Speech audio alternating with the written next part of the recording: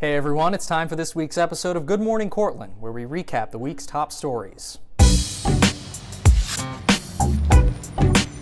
Spectators filled a packed courtroom Thursday morning for the sentencing of Dorian Bohn in the death of 2-year-old Kassidy Dains last year. After hearing statements from District Attorney Patrick Perfetti, Public Defender Keith Dayton, and Kassidy Dains, Judge Julie Campbell ruled that Dorian Bohn would receive the maximum sentence for the crime of second-degree murder.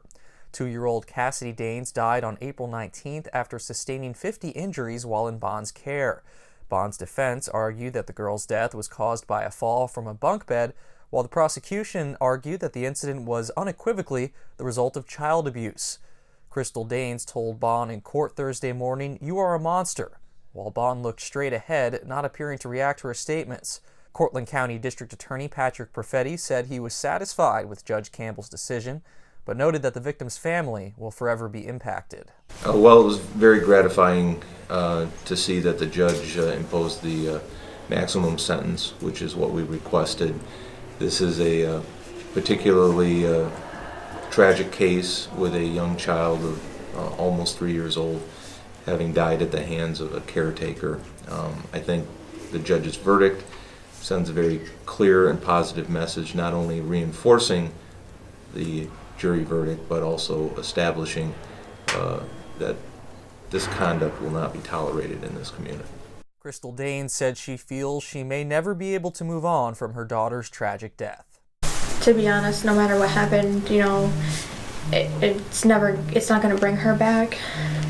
No choices, bad choices, good choices, whatever that anybody makes from here on out, isn't it going to bring her back?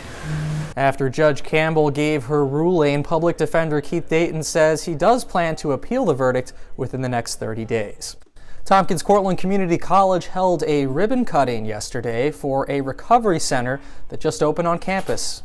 The recovery space is designed for students and faculty in recovery as well as their friends and family members.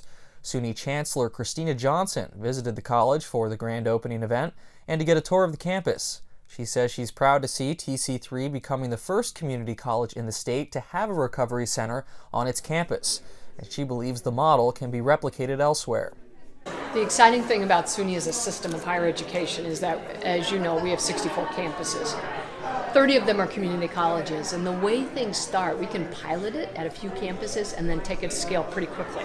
So I expect this will be the same thing that will happen here. Meetings are held on Tuesdays, Thursdays, and alternate Wednesdays from 12 to 12:45. You can find more info on our website, cortlandvoice.com. Well, we're excited to share the news that this month's Cortland Voice Teacher of the Month is Mrs. Teresa Quayle, a teacher at Berry Elementary School in Cortland. For her hard work and dedication, Quayle received a complimentary gift basket courtesy of Edible Arrangements of Ithaca. Quayle was nominated by Johanna Ames.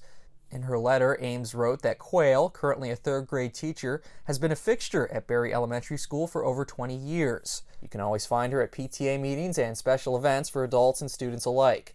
She is embracing the history of the school, the PTA, and the community who have made Berry a special place. You can read the nomination letter in its entirety on our website, cortlandvoice.com. Well, that does it for this week's episode. Be sure to subscribe to our YouTube channel to get notified when a new episode gets posted. You can also check out our Facebook, Twitter, and Instagram, and visit our website, cortlandvoice.com, for the latest top stories. We'll see you next week.